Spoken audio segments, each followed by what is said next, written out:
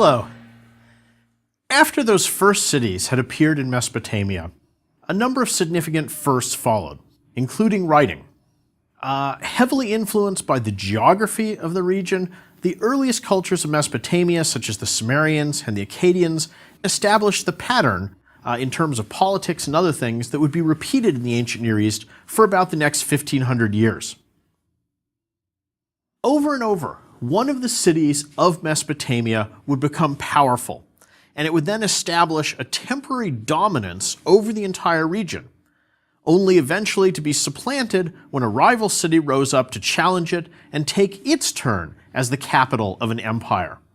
And the lack of natural internal barriers both encourages this sort of rapid empire making and then facilitates the equally speedy downfalls of these various civilizations. While different cities or even ethnic groups may have taken turns ruling over Mesopotamia, the basic underlying culture of the region retained strong continuities from one empire to the next. And this was especially true in the area of religion. We'll come back to the topic of Mesopotamian religious practices at the end of this lecture. But first, let me outline the sequence of different empires which rose and fell in this region and some of the key characteristics of each one of them. After the fall of Akkad, the next city which came to prominence and managed to establish control over most of Mesopotamia was the city of Babylon.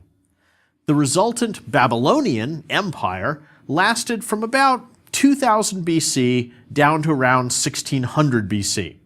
And, like the Sumerians, the Babylonians were responsible for a number of important cultural firsts. Probably the best known of these is that the Babylonian king Hammurabi was responsible for establishing the earliest known law code. Now, probably other rulers and states must have had sets of laws, but it's Hammurabi's code of laws that's the earliest coherent system that survives, so he gets the credit for it. Law codes are absolutely vital if one is to have large cities. When you're in a little settlement or a village, it's possible, in fact is usually the common practice, for interpersonal disputes to be handled by family elders. And that kind of system usually works because in these small environments, everybody knows everybody else, or at least is bound by some sort of extended kinship tie. But once you start to have cities, real urban centers with big populations, you end up with a large number of strangers living and interacting with one another. In those circumstances, conflicts among individuals inevitably arise. And you need to have some way that you can mediate those in a relatively impartial manner. Otherwise, you would just have chaos, and you would have people killing one another. And that is the great contribution of law codes. It provides a set of rules to impersonally adjudicate these disputes and to resolve them. And by doing so, it makes big cities possible. Now, if you look at Hammurabi's law code from a modern perspective, admittedly, aspects of it might seem a bit harsh and really unfair. For example, the prescribed punishment for almost any offense is death. And all human beings in Hammurabi's law code are most certainly not treated equally. So there are different rules and punishments for groups such as women, the poor, and slaves. In general, Hammurabi's law code falls into a category of law codes which are termed retaliatory. And what this means is that what you do to someone else typically gets done to you in return. Many of the rules of the Old Testament, which was also formulated in the ancient Near East during the second millennium BC, are of a similar retaliatory nature. And this is exemplified by the familiar phrase, an eye for an eye, a tooth for a tooth. That's a retaliatory law code. At times, this reciprocal approach of Hammurabi's code leads to some very creative punishments. So, for example, when a person is discovered stealing from a burning house, the punishment is he himself is condemned to be thrown into a fire. Or when a doctor has botched an operation, he is then sentenced to have his hands chopped off. At other times, the code seems almost surprisingly sympathetic to groups who often are marginalized in these societies. For example, there's a law in Hammurabi's code that prescribes that if a man divorces his wife and she's born him a child, he must not only return her dowry, but also has to provide additional financial support for raising the child. And whatever its quirks, Hammurabi's code really represents a huge step forward for all of civilization, because it makes it possible for large numbers of people to live in cities. The code, by the way, is preserved on what really is one of the most famous artifacts from ancient Mesopotamia. And this is a stone stele, or sort of a slab or column, which is about 6 feet high. And you can see this if you visit the Louvre Museum in Paris. Most of the stele is covered on both sides with about 3,500 lines of text, which lists the roughly 300 laws of Hammurabi's code. And there's also kind of a little prologue and an epilogue which explains what's going on. At the very top is a relief carving which shows Hammurabi, the king himself, standing in front of the god Shamash, who is the god of both the sun and of justice. From Babylonian civilization of this time also comes one of the earliest surviving works of literature, and this is the Epic of Gilgamesh. It tells a story of a Mesopotamian god-king from the city of Uruk, whose name is, of course, Gilgamesh. And in the first part of the poem, he has to fight a wild man from the hills whose name is Enkidu. And the two warriors have a mighty hand-to-hand battle, and at the end of this battle, Gilgamesh and Enkidu develop a kind of mutual respect for one another. And then they go on and they actually become best friends. Now at this point, the Epic of Gilgamesh turns into what should be a very familiar genre from movies. It turns into a buddy movie. The two best friends go on all kinds of manly adventures together. They camp out in the wilderness, they hunt wild beasts, they drink a lot, they subdue dangerous monsters, all that kind of good stuff. But Gilgamesh offends the gods. Remember what the gods are like in ancient Mesopotamia. And they are quick to take vengeance. They strike down Enkidu with a wasting sickness. And for 12 long days, Gilgamesh, despite all his powers as the mighty king, can only watch helplessly as his dear friend slowly wastes away, growing weaker and weaker, and finally Enkidu dies.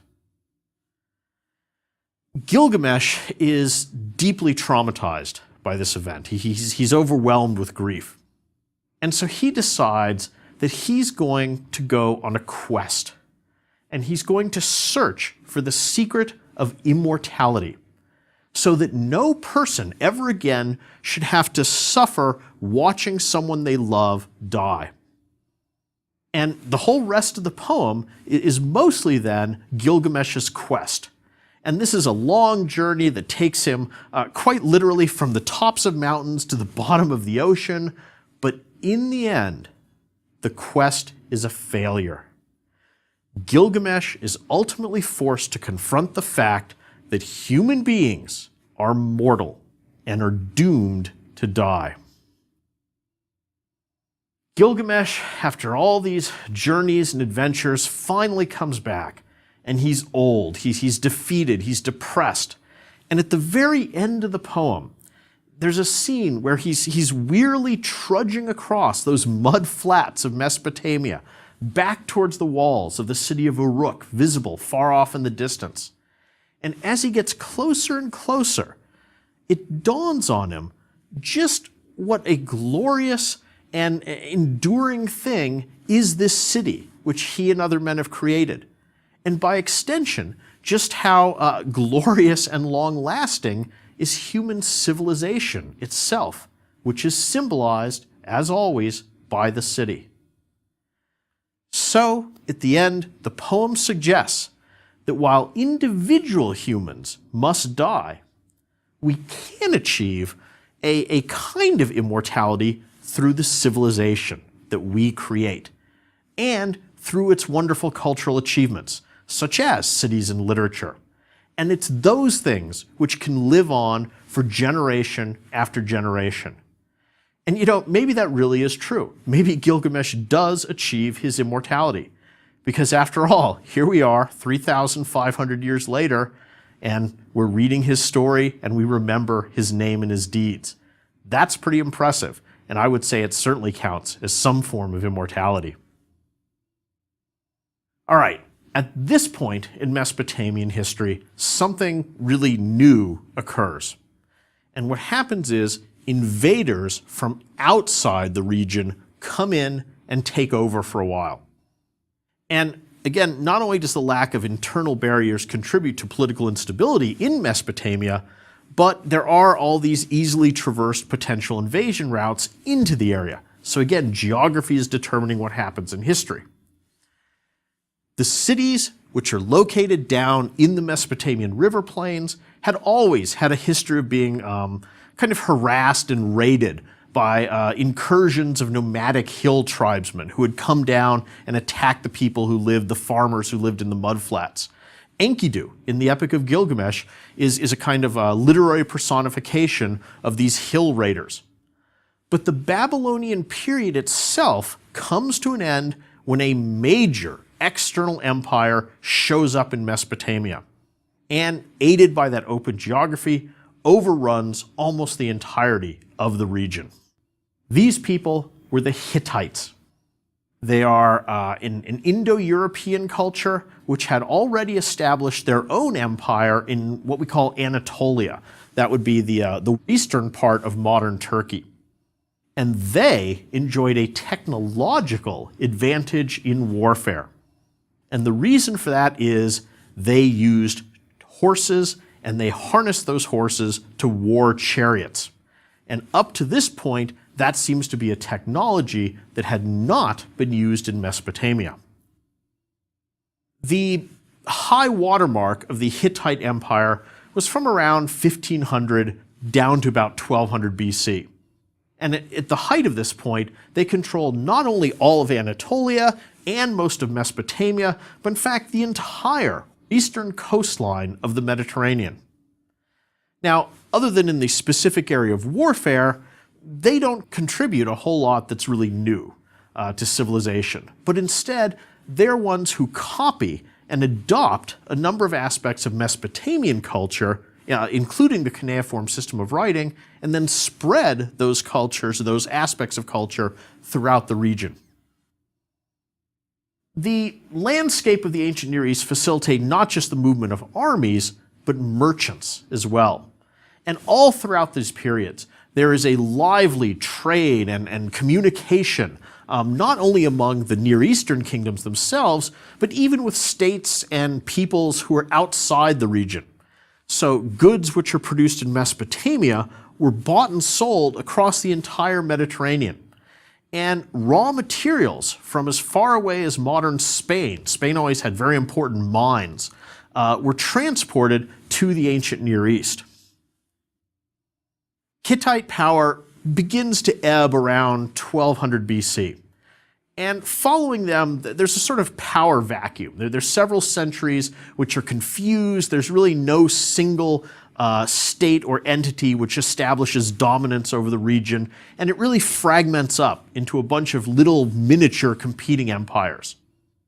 And in this power vacuum, a number of minor kingdoms are able to establish themselves and flourish, which, while perhaps not important in terms of politics and political power, nevertheless, some of those make significant contributions really to all of world history in some other areas. And just two of these cultures that I want to mention here are the Phoenicians and the Hebrews. First of all, the Phoenicians are one of the first great merchant empires of antiquity. They create a coastal empire consisting of a string of port cities all along the eastern coast, and they were great sailors and seafarers and merchants. And so they would load their ships with goods from the east, carry them over to the west and sell them and go back and forth. And in the process of this, they ended up establishing Phoenician colonies in the western Mediterranean, as far away even as Spain. Now, one of these Phoenician colonies is the city of Carthage, which is founded on the coast of North Africa. And Carthage eventually will become the major rival to the growing Roman Empire. The Phoenicians are also very important to Western civilization because it's through them that many ideas from the ancient Near East get spread to the Western Mediterranean and eventually to Western Europe, and from there really throughout the world.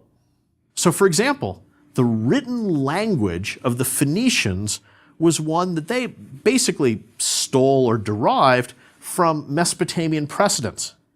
And then later, the Greeks come along and they take the Phoenician alphabet, and from there, we have the basis of many modern alphabets, including even our own.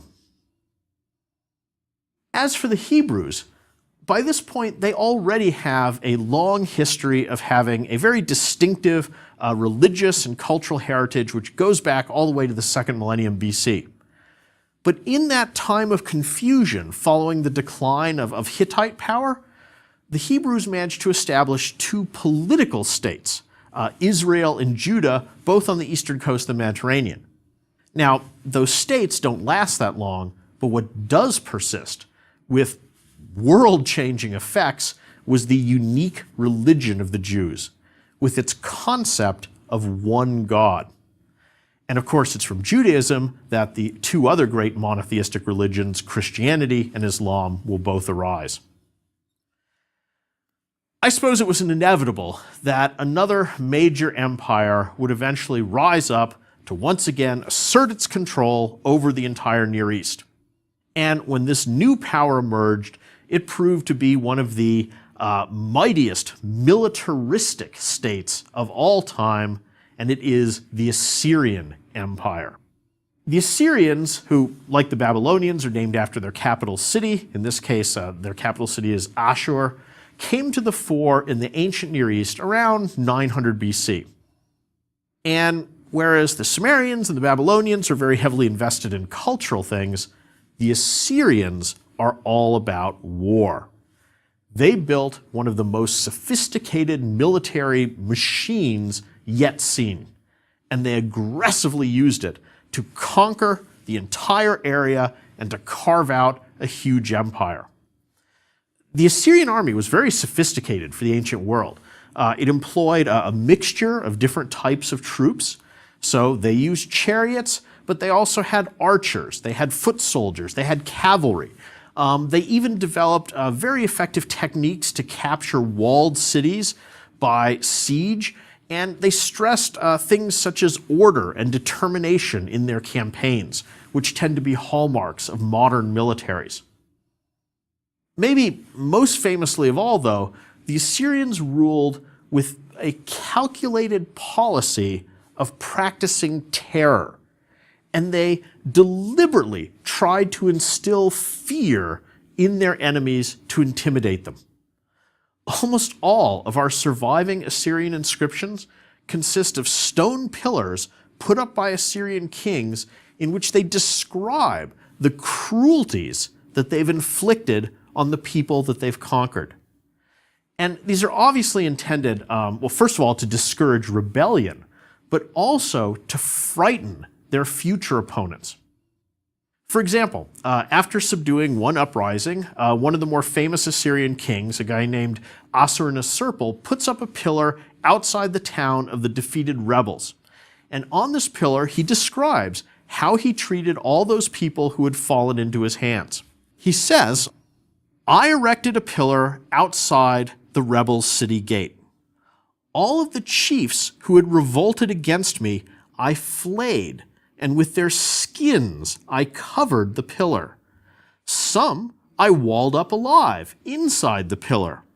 Others I impaled on stakes on top of the pillar. And still others I impaled on stakes arranged all around the pillar. As for their subordinates, I cut off their skins and used them to decorate the walls. The most famous artworks of the Assyrians are stone reliefs that show the kings hunting lions. And these are graphic images in which you see lion after lion just riddled with dozens of arrows. If you go to the British Museum in London, they have an especially nice collection of these. And a common belief of the time was that if the king was a great hunter, then it means he would also be a mighty warrior. And so in their zeal to prove their fitness to rule as kings, the Assyrian kings spent a lot of their spare time hunting and killing lions. In fact, they were so enthusiastic about this that they seem to have actually hunted all the lions of the ancient Near East to extinction. And if you've ever wondered why there's no lions in the ancient Near East today, well, that's probably why. Once they'd killed all the lions, the kings then switched to hunting the next largest available animal, which turned out to be a sort of antelope. And there's reliefs of antelopes all stuck full of arrows. But quite honestly, killing a bunch of antelopes to prove your martial valor wasn't nearly as impressive as slaying lions. Every year, the Assyrian armies would march out to subjugate new area. But as time went on, they had to spend more and more of their effort putting down internal rebellions. As you might imagine, after hearing the sort of inscriptions they put up, the Assyrians were not exactly popular people. And eventually, a coalition of 12 conquered people joined together in a mass uprising against the Assyrians. And with this great rebellion, the Assyrian Empire came crashing down around 600 BC. The next city to rise to prominence in Mesopotamia was once again Babylon. And sometimes the resulting empire is called the Babylonian Renaissance, or the New Babylonian Empire. Just to be confusing, though, historians often refer to the same entity as the Chaldean Empire, so whichever name, it's the same thing. But Babylon now grows into what probably was the largest and the most architecturally sophisticated city anybody had yet seen. Babylon at this time was surrounded by gigantic walls, and ancient sources say that these walls were so wide that 2 chariots could drive side by side around their tops. Babylon at this time contained the famous Hanging Gardens of Babylon, which were regarded as one of the 7 wonders of the ancient world. And this was also the time of a huge but still somewhat mysterious structure which the Bible records as the Tower of Babel, but that was located in Babylon as well. Now, this was still Mesopotamia, so all of these architectural wonders, however impressive, were still made of mud bricks. But the inhabitants of Babylon found a way to make even mud look good. They discovered that you could coat those mud bricks with various glazes, and when you fired them, you could place pigments in them which would produce vivid, beautiful colors. And a terrific example of this technique survives in a section of the walls of Babylon which are called the Ishtar Gate.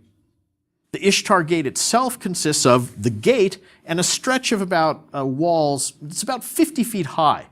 And this whole thing is covered with beautiful, shining, bright blue mud bricks. And at intervals, there's these nice detailed golden reliefs of animals, including lions, bulls, and this sort of dragon-like mythical creature. It's a truly spectacular sort of monument. But if you want to see the Ishtar Gate, by the way, you have to go today to Germany, not Iraq, because German archaeologists stole the entire thing and rebuilt it in this giant warehouse in the Pergamon Museum in Berlin. In addition to architecture, some other areas that the Chaldeans were particularly good at were mathematics and astronomy. But it's important to understand that their interest and achievements in those fields really represents the fruition of the long-standing Mesopotamian interest in ways to predict the future. In the last lecture, I stressed how the natural environment left the Mesopotamians with this kind of sense of pessimism or helplessness in the face of overwhelming and dangerous powers. Now, one way you might respond to that is you just accept it. But an alternate reaction is to believe that maybe, just maybe, you might be able to find some way to predict the future. And exactly this kind of quest for knowledge develops into a major component of Mesopotamian religion in the form of a belief in the power of various sorts of divination. Thus, even if the world is cruel and random and arbitrary, sometimes you at least might be able to see the bad stuff coming. One way that Mesopotamian priests decided that they could maybe predict the future was by a complex set of procedures and rituals and all this stuff, focusing on the examination of the internal organs of sacrificed animals. In particular, they believed the liver and the intestines, if you studied them, if they had any blemishes or abnormalities or had a funny shape or color, that you could use this to predict the future. And archaeologists have actually found clay livers covered with writing and symbols that were maybe used to train beginning or novice priests in how to read livers. A second area of divination focused on the night sky and the movements of the moon, stars, planets, and constellations. And what they were really practicing was what today we would call astrology. But to do it, they had to invent and develop astronomy and mathematics. And a lot of our basic principles of math and astronomy that we still use today were worked out by these ancient priests trying to predict the future. As with internal organs, the motions of the celestial bodies were viewed as containing information about the future. The key was you had to learn to read it properly. And they thought that the movements of the stars and planets exerted an influence over events. And so these motions were a method by which the gods kind of offered clues about the future. From at least around 750 BC, they kept a continuous and very careful account of nightly observation of the sky in Babylonia. And from at least the 5th century BC, the priests were casting horoscopes, just like you would read in the paper today. And their understanding of astronomy was so good that they could calculate exactly when things like eclipses might happen. In an environment where so much was unexplained, and where the forces of nature seem to be controlled by fickle gods, it's really not surprising that the Mesopotamians were desperate to bring a measure of predictability to their world. And the enormous intellectual effort they devoted to these methods of foretelling the future and the sophistication of the systems they developed are a testament, really, to the basic human desire to find order in chaos. After the Chaldeans, the next big empire of the Near East will be the Persians. But I'm going to wait to examine them until we've traveled around the world, really, looking at the other very first civilizations to emerge in several key regions. And we'll begin that process in the very next lecture with Egypt, another civilization that, if possible, was even more influenced by its particular environment than were the peoples of ancient Mesopotamia. Thank you.